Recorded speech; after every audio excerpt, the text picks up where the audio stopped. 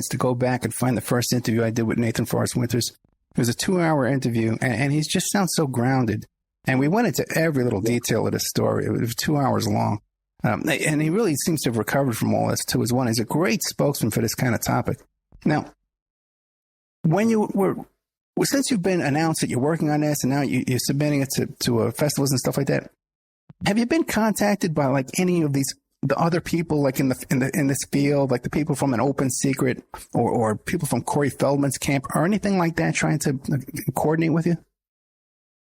Yeah, we've talked to a few people. We've kind of bumped elbows with Corey Feldman, but there's a lot of stuff going on with him that's kind of a little worrisome. So we try to keep our distance. I have no doubt that he was molested, but it's just one of those Hollywood cases where drugs take over and motives kind of come into question. It's sad, really. Oh yeah, I agree with you 100%. I had on Judy Haim. Haim was the first guy, Corey Haim's mother. I had her on the show. Yeah. And then I had on all the Corey Feldman Angels, who were on that tour with him and stuff like that. I covered that story extensively from cover to cover. I talked to everybody. I got involved in that bunch, man, more than I want to. And I concur with you on that, man. That's a circus you really don't want to be connected to. But what about, oh my God. And this is why I was saying in the last show with Nathan, here's a guy who's a spokesperson. He's trying to raise funds. Corey Feldman raised like several $100,000. And here's a guy, here's a guy, he's naming names. He's not asking, secret, he's naming names, and he's a legitimate, stable spokesperson for this kind of thing. If you want to donate, go to this, what is this thing? I keep forgetting. Taking Action, Breaking Silence, GoFundMe. They only want $15,000. They barely raised $150, guys. And I know there's a lot of good-hearted people out there that want to support these kind of efforts, expose these kind of things. Everybody's all on board nowadays.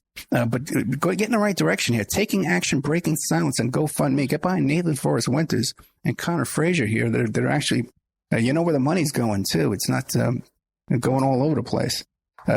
We shot the film for $4,000, and the majority of that went to the hotel and airfare.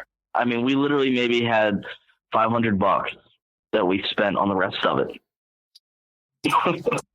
I was asking Nathan too, has there been any kind of threats or kind of attempts to buy your silence from these powerful people that would obviously be damaged by the negative publicity from this film? No, and that's something I've talked about with him. It's kind of surprising. We do know that Victor knows about it. Right.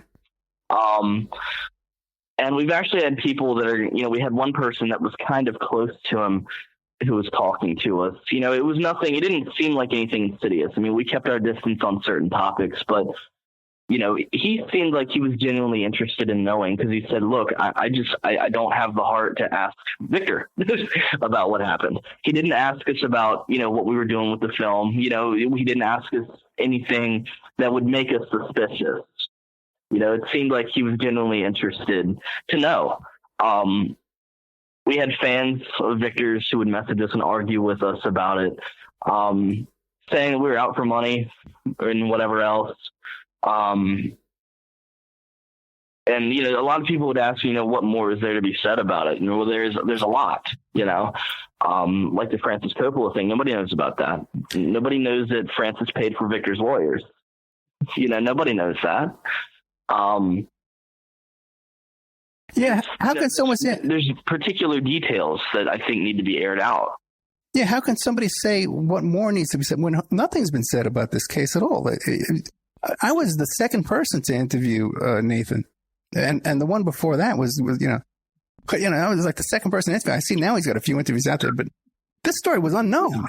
And when I did the show with Victor, everyone thought that this was that they met on the set of the scene. No one knows the Francis Ford Coppola angle of all this. Tell us how much Coppola has done to support Salva after the crimes were uncovered. His lawyers, he sued Nathan's family, and he told Nathan, this is nothing that we could ever verify on paper, so it's nothing we really talked about in the film. We tried to keep it to where, okay, if this stuff can be verified with documents, then we'll talk about it, but if there's stuff, because we don't want to get sued. But Nathan has a recollection where he said that Francis told him, you will never work in this industry again. He was pissed. Yeah. When Nathan had to go do the dubbing for the film, Nathan's aunt took him to do the dubbing, and she said you could just cut the tension with a knife, because it was done on Coppola's estate. You could cut the tension with a knife.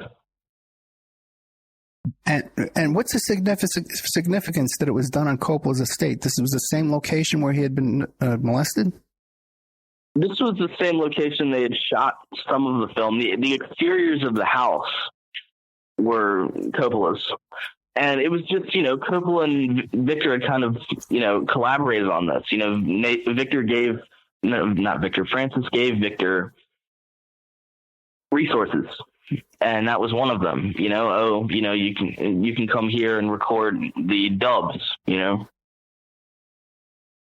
after, once filming had wrapped up. This was during post-production, and Victor had already been arrested. Now, how did Victor get bailed out? Do we know who put up the bail money? I don't know if he did get bailed out. I think he stayed in jail for the majority of it. The only thing I know of is that he went to jail, and then once the trial took place, there was a point where they had told Nathan's mother, you guys don't have to come to court today. Victor's going to be out of town doing a psych evaluation. And they were actually in the judge's chambers signing a plea bargain, because Nathan's own lawyer had forged a document, essentially forging, because he said that, I've spoken to my clients and they do not want Victor to go to prison. Which was not true. They never said that. So that was, for me, I don't know if he got bailed out, but to me, that is getting bailed out. I mean, that is getting bailed out. Like going in, blatantly lying, and spending 1.5 to 2 years in a mental health, facility. And Coppola paid for his legal defense. Yeah.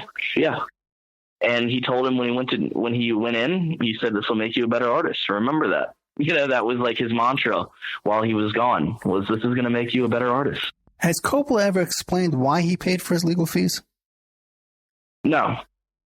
Coppola, for the most part, stays out of it, but when he does defend Victor, his argument is always Victor was a child himself. Victor was 29 and Nathan was 12 when they were filming. Well, 11 when they were filming. He was 12 by the time he had been convicted. He was 8 years older than you are today, right? You know what I mean?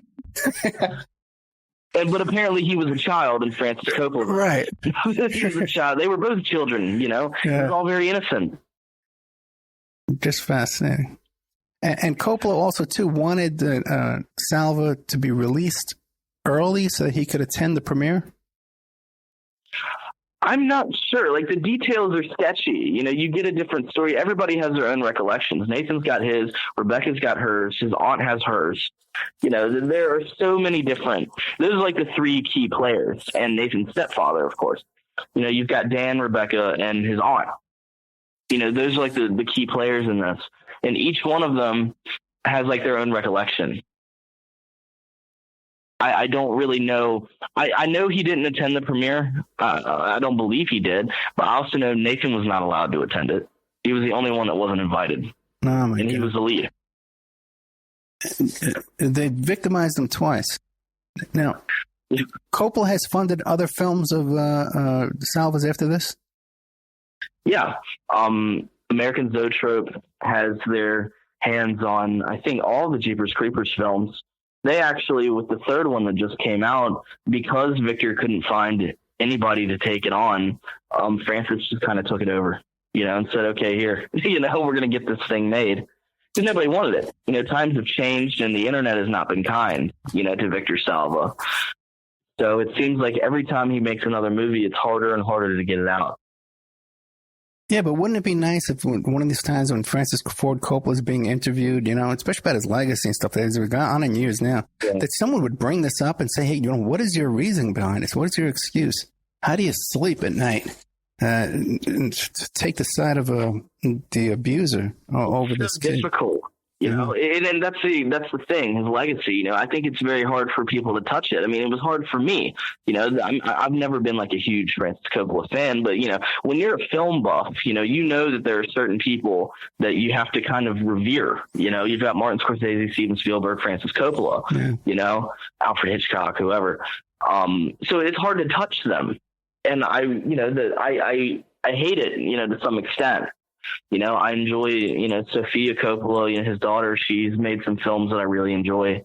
But it's hard to look at them the same way. Like the entire family, it's hard to look at them the same way. No, I hear you, man. I used to be a big Woody Allen fan, but you can't watch it without thinking, and it's a shame too. We got to take a commercial break. We're with Connor Fraiser, who's the director behind The Babysitter.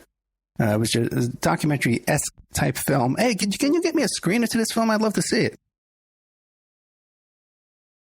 Guess not. Connor Fraiser. You can find him on Facebook. CONNAR FRAIZER. Connor Fraiser, the director. You can watch what's that thing called? A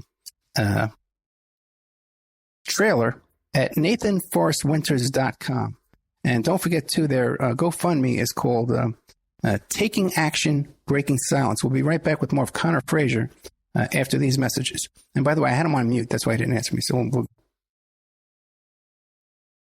Okay, welcome back to the Opperman Report. I'm your host, Private Investigator Ed Opperman.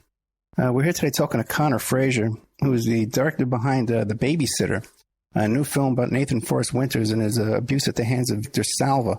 You can check it out at NathanForrestWinters.com. They got a little trailer there. And they got a GoFundMe, too, that you really check out.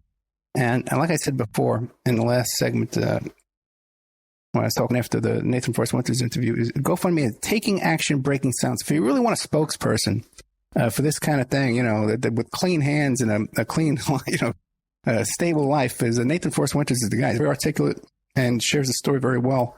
And he would be a great advocate for victims in this kind of situation. Let me ask you a question, Connor. Now, yeah, I interview a lot of people, when in the middle of the miserable subjects. I got a little PTSD myself from talking to so many people, going to prisons, talking to witnesses, or in a motel room talking to a witness or interviewing them over the radio. Now, you spending how many weeks? 2 weeks in a hotel room locked away with Nathan? Yes. Yeah, it was 2 weeks. 2 weeks. Okay. Now, that has to bring up a lot of stuff for him. How'd you deal with that? It was like I'd said before, having the stuff that we had, kind of being able to play around, it was a form of art therapy. I think that was what kept us sane throughout most of it, was just being able to, we were developing a film around, I guess, essentially trying to pull these things out of his mind. We didn't have a script. We didn't have like all right, we need to talk about this, this, and this. It was just, what do you want to talk about? We built a film around that. So I think that helped a lot. Now, right now, if I wanted to watch this film right now, I can't. It's not on Vimeo or YouTube or anything like that. Is it going to be screened at any festivals coming up? We don't know yet. We've submitted it to festivals and we're continuing to submit it. So far, we've gotten 2 rejections. So it seems like the way that I say, I'm like, it seems to be a movie that people either love it or they hate it. There's really been no in between. And that's kind of something to be proud of, I guess, because we've done something different. Yeah, I can't wait to see it myself. I asked you before the commercial. Is there any way I can get a screener of this and take a look? Yeah. Okay, good. Anyone? Okay, good. There you go. See, that's how you get the stuff done. Okay, great. Thank you so much, man. Because now I'm intrigued, and it's such a fascinating story. But now, do you think that some of the reasons why it might be rejected is because no one wants to piss off Francis Ford Coppola? It was like, the Pope. You know what I mean? Like, could that be a possibility? And what's so funny about it is that the movie does not go into that much detail about Francis. It's really more about Victor. So I don't know. I think I don't know. I mean, the two